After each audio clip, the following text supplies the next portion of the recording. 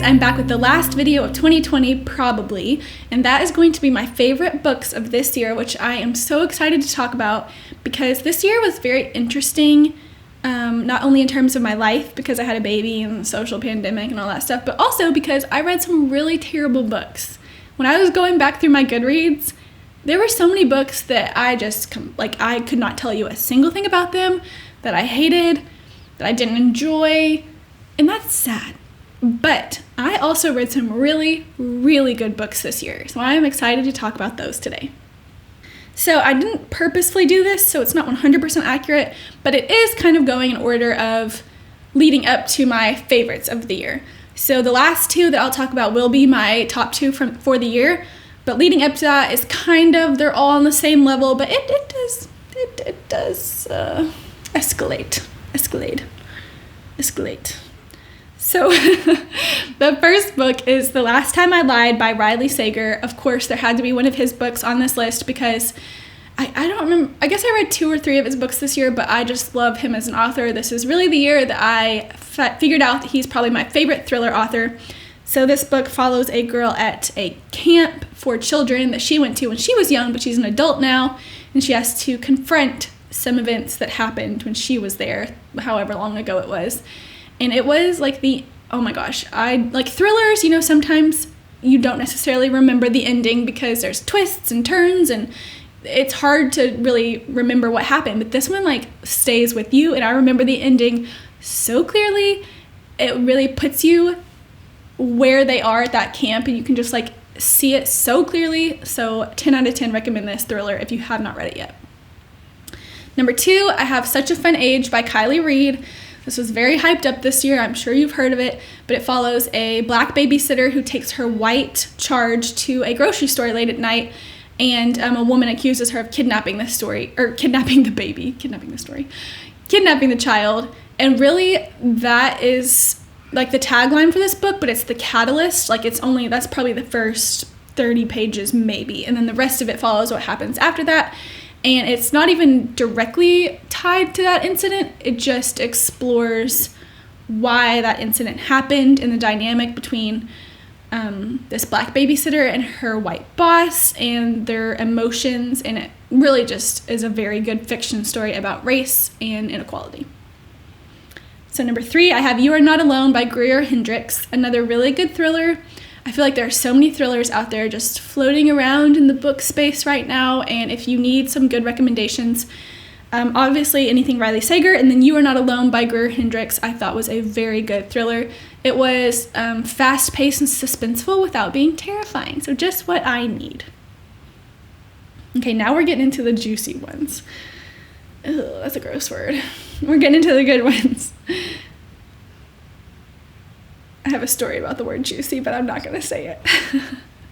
Okay. Number 4 is Dear Edward by Anne Napolitano.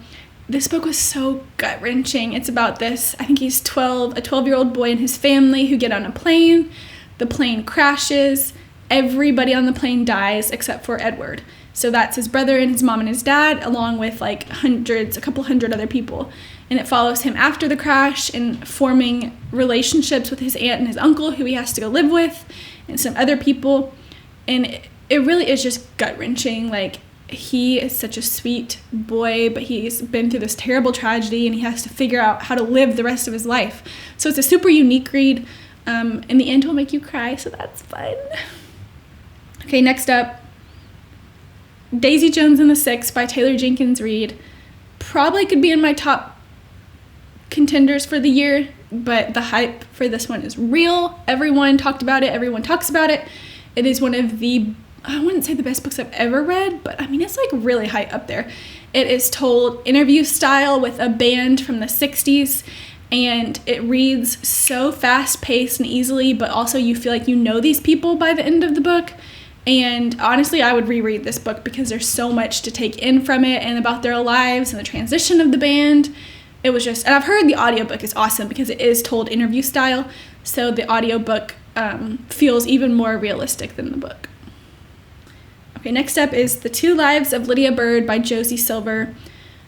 So this book, I feel like I haven't heard a ton of people talk about, but it follows a woman who at the very, very beginning, this is not a spoiler, at the very beginning, her fiance dies in a car accident.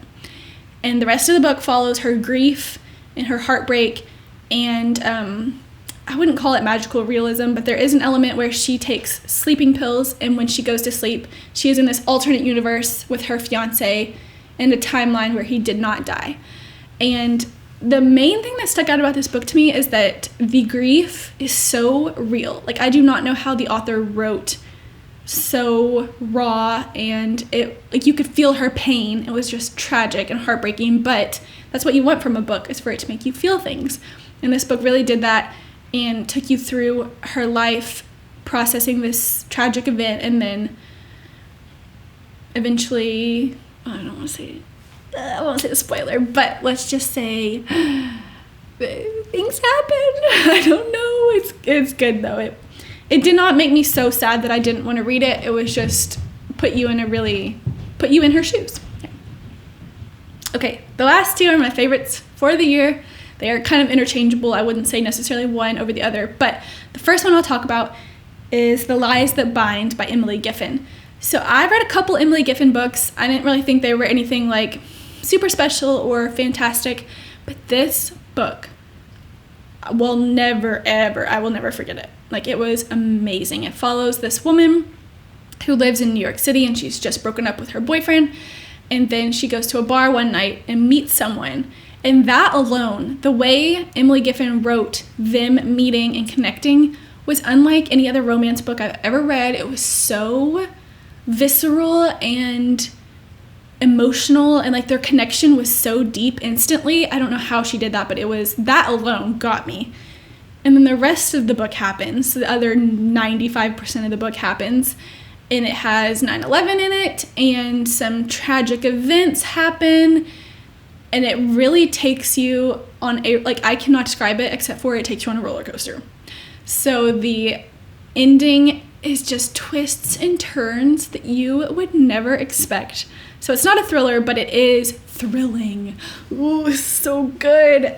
It's so good. I wish everybody would read this book so that we can talk about it, because it was one of the best books I've ever read. Absolutely. Okay. And then last but not least, coming in at number 8. Not that I've been counting this whole time, but this is number 8. And it's A Good Neighborhood by Therese Ann Fowler. There are just no words. I feel like I have not really heard people talk about this book either. Maybe I'm watching the wrong people or listening to the wrong people, but this is I guess you would call it a literary fiction book. I'm not really sure. It's not a super genre specific book, but it follows two families, one black, one white. They live, one house backs up to the other house, and there's an oak tree in between their houses, which is on the cover of the book and important to the plot, but I won't get into it. But it follows this family's dynamic based on race. Okay. It follows this family's dynamic based on race and income, and one of them is a single mother, and then there's two teenagers at these homes. And so, of course, they find each other. They fall into this forbidden romance, and the whole book, throughout the whole book, is interwoven lines of racism and purist tendencies, and it's about like religion, and there's some things that none of it is overtly, I don't know if I can say this, it's not like super overtly uncomfortable, but there are such subtle plot lines that make you kind of tilt your head and think, this is not normal per se. And so it kind of like stirs up different thoughts that you might not have considered unless you read this. And the ending will destroy you. Like, it is just destroying. It is a destroyer of feelings. And it is tragic, but it makes you, like, personally, I said one of my reading goals for next year is to read more nonfiction. But fiction, in this sense, really helps me empathize more than nonfiction. And if you want to empathize more with the racial inequality that's happening right now, and if you want a book that will provoke feelings about that and thought processes that you might not otherwise have realized, read this book. And I don't know if I'm selling it well enough, but I promise it is the best book I read this year. The ending is so, so tragic. And I need to see if this author has written more books, because the way she wrote it, it just gets you. It's such a misunderstanding, but so tragic and really makes you think. So, The Lies That Bind by Emily Giffin, In a Good Neighborhood by Therese Ann Fowler. Top 2 books of the year. Oh, so good. So if you've read any of these books, please shout about them in the comments below, because I want to hear other people who have read them, especially those 2, because I haven't heard anybody that's read those. So thanks so much for watching, and see you in 2021. Bye.